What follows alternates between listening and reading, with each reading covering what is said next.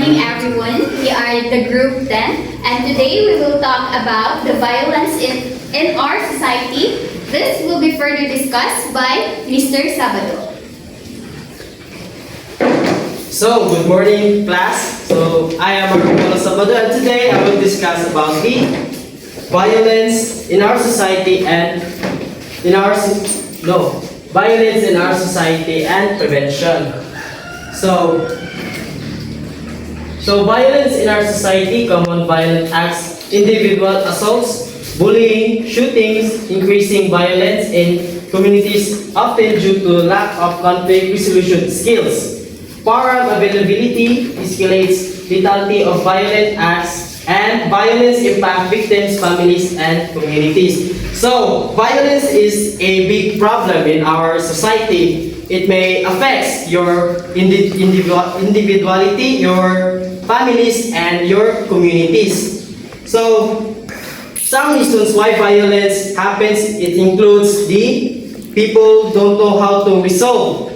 They use violence over communication. They use violence for them to hurt the society. Next is gang-related activities. For example, is this in this bullet, the third bullet, the firearm ability escalates lethality of violent acts. They buy the illegal way to purchase the firearms, like pistols, something like that. Next is to individual and families issues. Yes, they affect the families. It may affect to your families because it can violate your family. Next is the individuals and violence. So in many violent acts in the US are committed by individuals who lack basic communication and problem skills. For example, is that if your neighbor and your other neighbor is having a conflict, so instead of they communicating, they talk or communicate peacefully, but they choose a violence. They choose violence because they don't have enough communication skills. So next is family violence and abuse. So in family violence and abuse are serious issues that affects many people, including your child abuse and neglect, intimate partner violence, and siblings violence and elderly abuse. So the impact of the family family abuse and family violence and abuse are 1 in 6 homicides result from family violence. Children who are abused or neglect are more likely to become violent in adults. So it's because the children they see their parents that, for example, is that parents are abusing your mother, so that the children see the way they violate their parents. So the children is giawat niya kung unsa yang nakita. Then the child abuse lead to increased risk becoming violent as adults, as I said kanina, no? Then declines in family violence rates partly due to social services and economic factors. So the next topic to Mr. Sanchez to continue our discussion. Thank you. Hey, good morning everyone. Now I'm going to discuss our topic, the child maltreatment. Child maltreatment means hurting or neglecting a child, whether through physical, emotional, verbal, or sexual abuse. It is a case of hurting the child lifestyle, like being at the risk. So in 2011, there were about 676,569 child victims of maltreatment. And sadly, most of the abusers, with average of 81%, will be the parents. And the main types of maltreatments are neglect, with average of 78%. When we say neglect, this is the child's basic needs like food, shelter, and safety are not provided. Next is the physical abuse with average of 18%. When a child is hurt or injured on purpose. Say for example that when the parents are punching their child, that is child abuse. Next is sexual abuse with average of 9%. When a child is being forced or tricked to do sexual activities. Next, in psychological or emotional abuse with average of 8%. This is when the child is constantly insulted, threatened, or ignored, causing a deep emotional pain or damage. So in the youngest children, especially those under 2 years old, are the most at risk because they can't defend themselves and also they can't speak up. Then, in the long term, victims may suffer from emotional scars such as low self-esteem, depression, and anxiety. Some may even develop behavioral problems and are more likely to engage in criminal behaviors. So how to prevent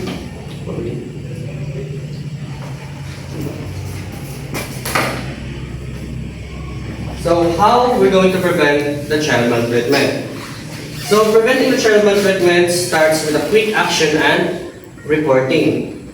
So when someone suspects that a child is being abused or neglected, it is very important to report it into the Child Protective Service, or what we call CPS.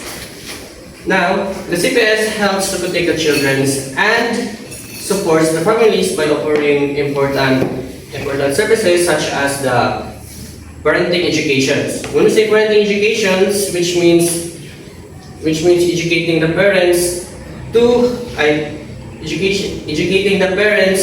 of how to take care of their children. Next is counseling, helping the families solve their problems and improve their relationships. And housing assistance, providing help when families don't have a safe place to live. And another, substance abuse treatment, which means supporting the parents who struggle with drugs and alcohols.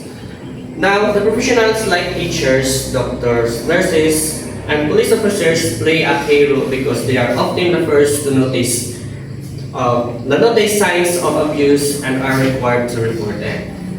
Then, a helpful source of information about child protections and family support in the child welfare information in place, which provides the guidance of how to provide, report, or prevent the child abuse. And into the next reporter will be discussed by Sigura.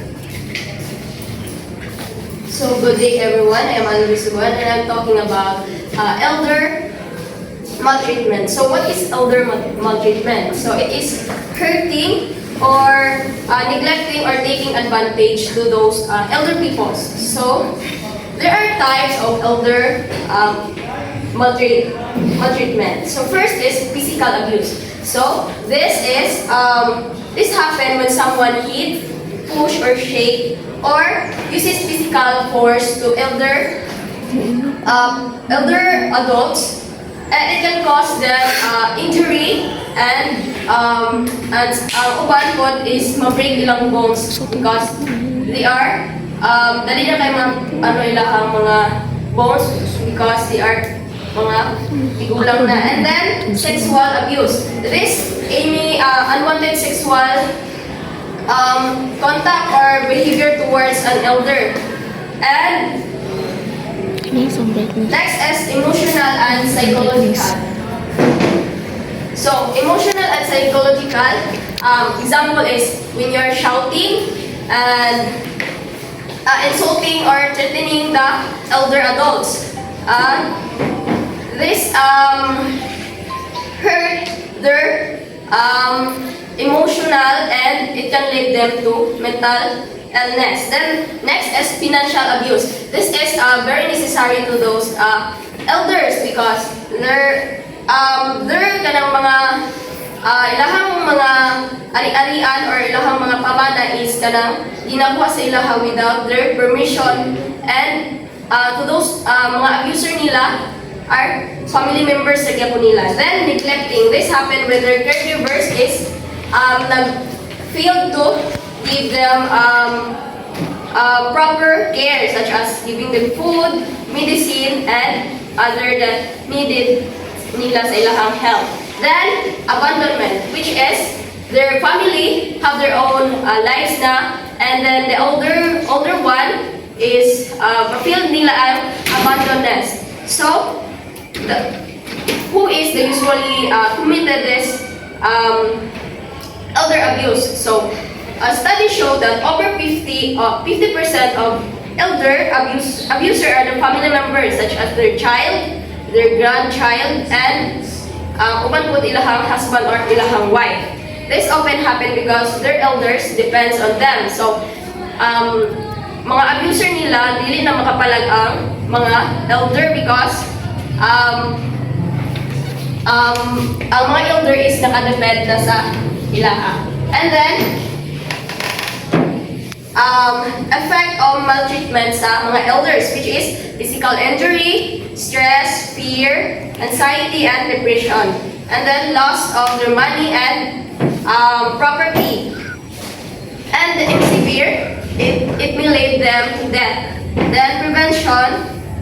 Next is prevention of elder maltreatment. So first, learn the sign of elder abuse. So we should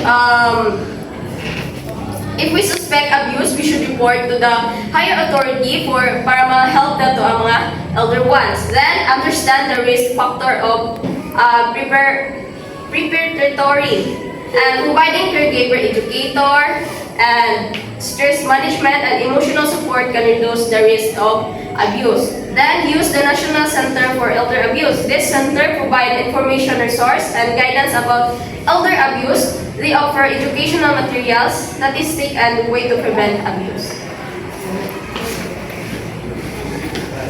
Okay, now we will be talking about the intimate partner violence or the IPV. The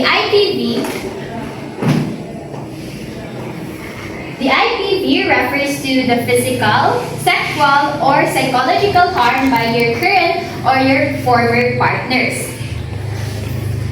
According to the data shown here, in 2010, there were 907,000 non-fatal violence victims by their intimate partners. Now, this shows that IPV is not a rare case. Many people experience this in their own homes. For example, a partner may repeatedly hurt their partners for like control of money or physically hurt them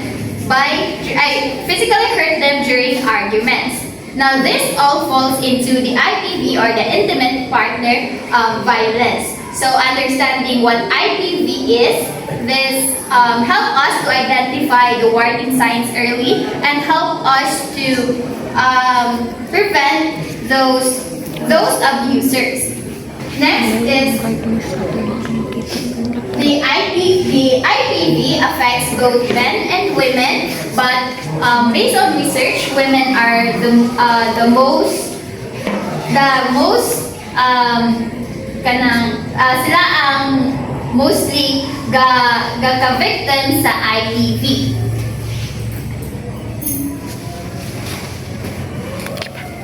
Victims of IPV.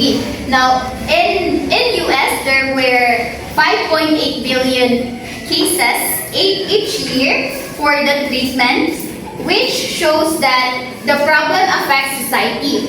In 2011 alone, there were 1,026 women and 267 men who were murdered by their intimate partners. The IPV does not only cause physical injury, but it also affects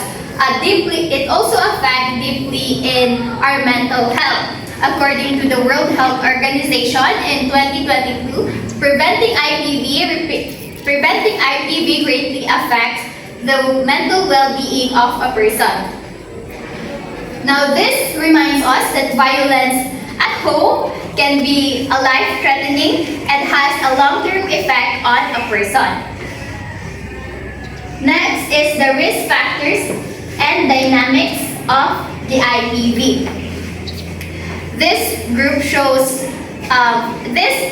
face a higher risk of experiencing the IPV. Study shows that people ages from 13 to 34, with those in low income and individuals living alone with their children, are mostly the people who experience the intimate partner violence. And also, substance use and history of past abuse also increase in the risk. This IPV also follows a pattern which is called cycle of violence. This has 3 cycles. First is the tension building, where small fights happens, jealousy and stress increases. Next is the violent episode, where physical or emotional harm accused. And lastly, we have the calm or the honeymoon phase, where the abuser apologizes, give gifts, or promises to change. This many victims stay because of the calm phase, which they believe that the abuser will change. But without any help, the cycle will repeat itself.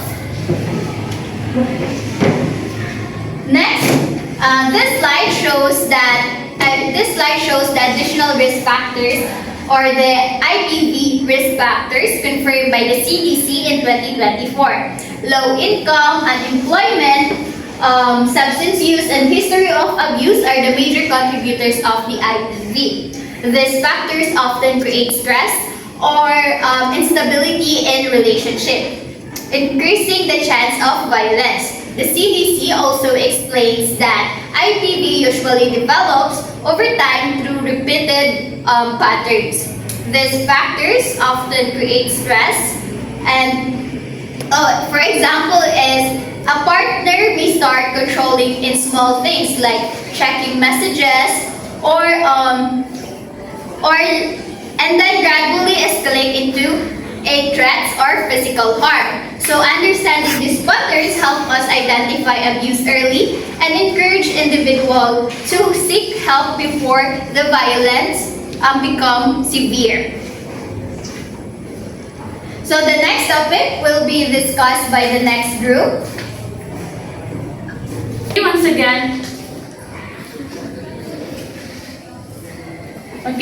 again, good morning everyone. So,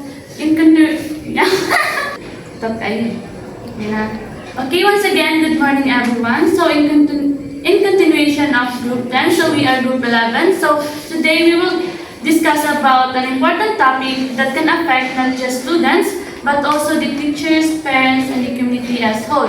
So our topic for today is all about violence in school. So let's start with violence inside the school. So according to studies, schools are still one of the safest environments for children. However, even isolated cases of violence such as bullying, fightings, or shootings can receive wide media attention and can cause fear and trauma among students.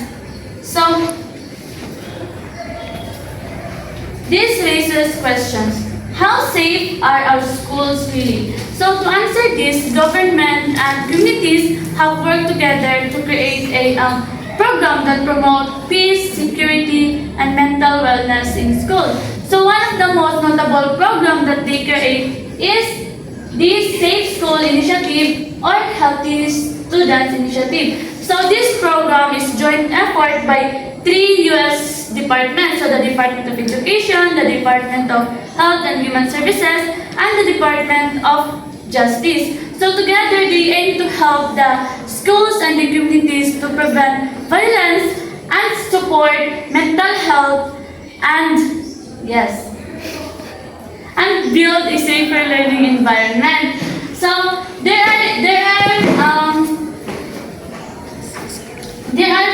this initiative follows 7 steps which forms a complete cycle of planning, actions, and improving. So first is establish school community. So schools can collaborate with school organization, community organization, parents, and the local agencies so that if there's a problem that they can easy to address those problems. So second is identify and measure the problem. So data is gathered to understand what issues school is facing. So next is set measurable goals and objectives. So they need to create a clear specific goals to solve the problem. Next is identify appropriate research-based programs and strategies, implement program strategies in an integrated fashion, evaluate outcomes, and revise the plan.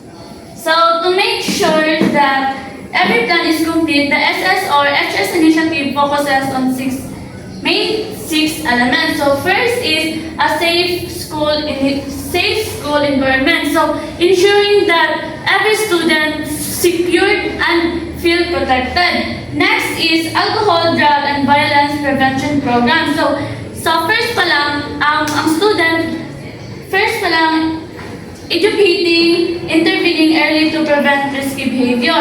And also schools and community mental health services, so like counseling. Next is supporting and connecting schools and communities, and lastly, safe schools policies. So now next is youth violence after school. So while school safety is a major concern, research shows that most youth violence happens after the class. So this is the time when every student unsupervised because their parent is still at work. So some students use this time productively training or helping at home, while some students use this time to may get involved with risk behavior or violence. So statistics shows that serious violent crime committed by juveniles peaks in the hours immediately after school program. So to reduce this problem, the federal government provided helpful resources. So one of the example of that is this website. So this website, it offers ideas for after-school programs, safe activities, and community partnership to keep youth healthy. And so it offers ideas after-school programs, safe activities, and community partnership that keeps youth engaged and motivated and protected. So the next one is National Center for Injury Prevention and Control. So the main goal of this program is to turn the dangerous hours into safe, meaningful, and productive youth. So in conclusion to my topic is schools and after-school violence are real challenges, but they can be overcome when schools, families, and communities work together. So good morning everyone. My topic for today is about violence in our community. So what is violence in our community? So violence in our community refers to a harmful behavior that happens among people living in the same area. This can include physical fight, shootings, and domestic violence and gang activity. Violence in our communities, youth gangs and gangs violence contribute to the overall level of the violence in the community and drain on community resources. So violence in our community. In 2010, there are 30% of law enforcement destructions reported gangs activity, down from 53% in 1996. In 2010, estimated that 29,400 gangs were active. Gang activity is more common in large cities with 2,500. In 2018, over 756,000 active gangs members. So, in 1996, 53% of law enforcement districts respond youth gang activities, but in 2010, that dropped into 34%. Next is the cost to the community. So, youth gangs place financial burden on communities. Each additional police officer can cost around 550,000 per year, and gangs related is vandalism, graffiti, and it requires money to repair and clean up. So the expenses take fundings away from important needs like schools and other community service. And now let's move on to the community, states, and federal response to be discussed by.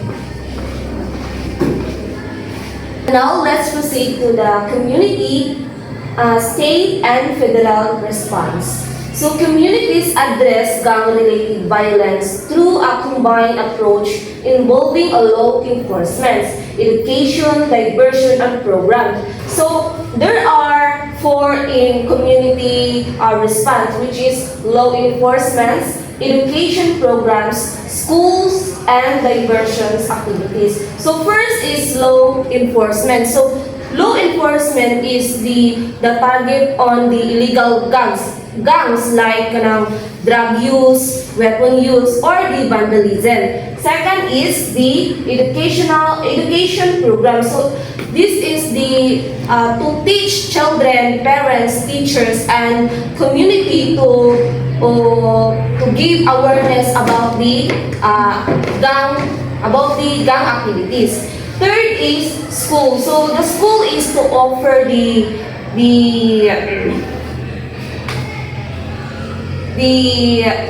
anti-gang awareness curricula. For example, is the drug use prevention program. And last is diversion activities. So this is to offer jobs, after school activities, sports and recreation, to able to provide a healthy alternatives in youth program.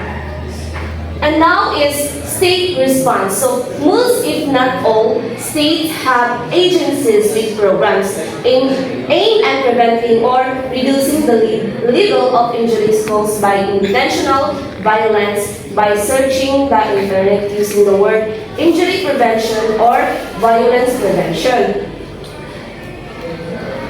There are, for example, which is older driver safety program, which is the to help older adults to stay safe on the road by addressing the age-related details or driving in disabilities. Second is residential fire prevention program. So in homes, to teach families to prevent or respond during the fire, because and for able to reduce or reduce the injuries or the property loss. Next is domestic violence program. So domestic violence program is to provide support and intervention to stop abuse and also to protect victims in homes.